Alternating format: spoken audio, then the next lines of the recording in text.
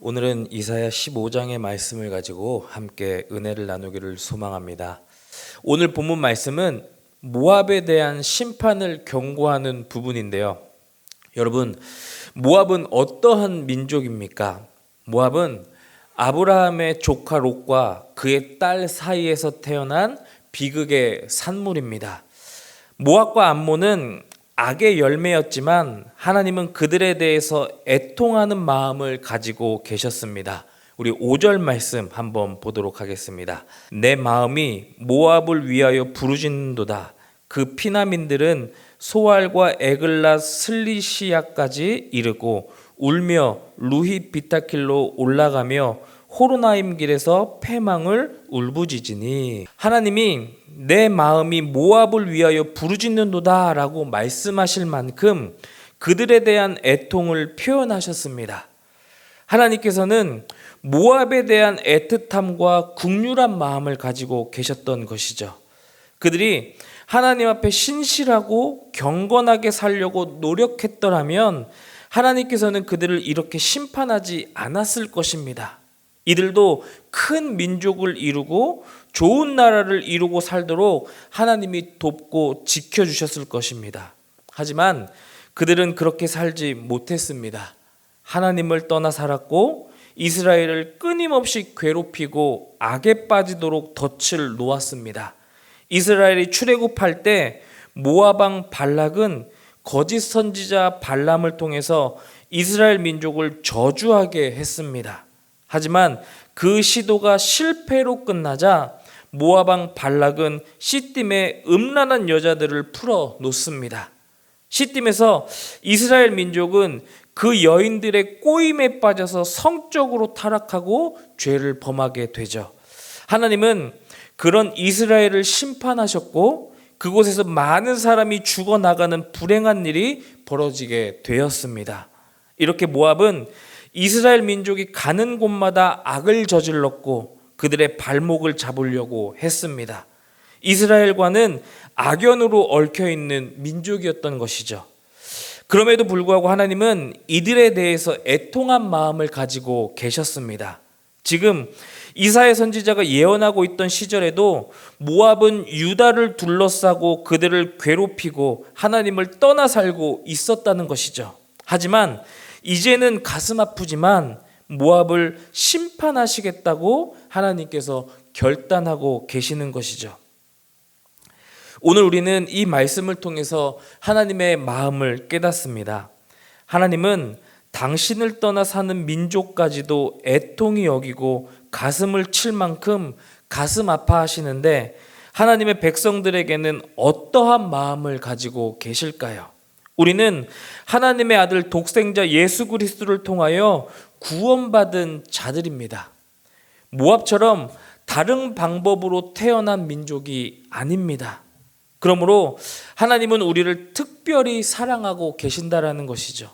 모압에 대해서 애틋하고 애통한 마음을 가지신 하나님이 우리에게는 더 뜨겁고 간절한 마음을 가지고 바라보고 계신다라는 겁니다.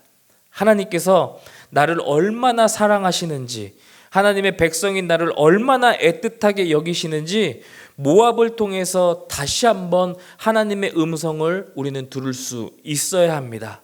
우리가 하나님 앞에 어떠한 삶을 살아가야 할지 우리 자신을 살피고 하나님 앞에서 더 진실하고 경건한 인생을 살아가는 하나님의 백성들이 되어야 한다라는 것입니다.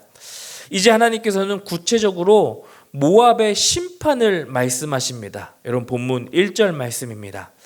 모압에 관한 경고라. 하룻밤에 모압 알이 망하여 황폐할 것이며 하룻밤에 모압 기르가 망하여 황폐할 것이라.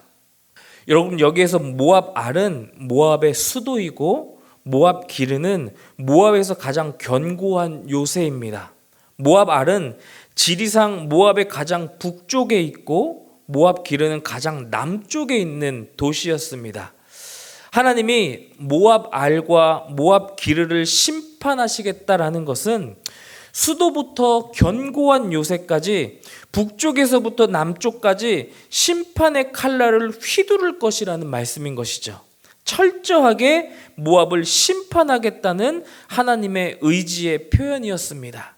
이렇게 애통하게 여기고 긍휼히 여겨도 돌아오지 않고 여전히 악을 행하고 있는 모압을 심판하시겠다는 하나님의 의지의 표현인 것입니다. 하지만 심판을 앞둔 모압의 태도가 더 놀랍습니다. 여러분 본문 7절 말씀을 한번 보십시오.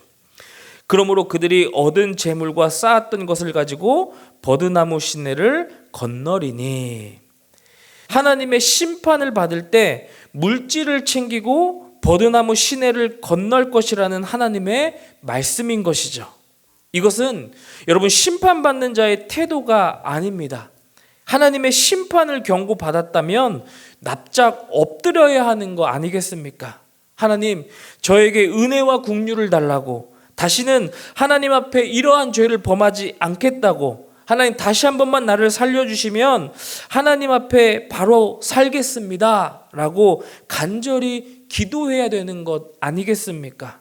그렇게 해도 하나님의 진노를 돌이킬까 말까 할 것인데, 이들은 하나님의 진노의 날에 재물을 가지고 버드나무 시내를 건너는 오만한 모습을 보이고 있다는 것입니다. 여러분, 이것이 모압의 본 모습이었습니다.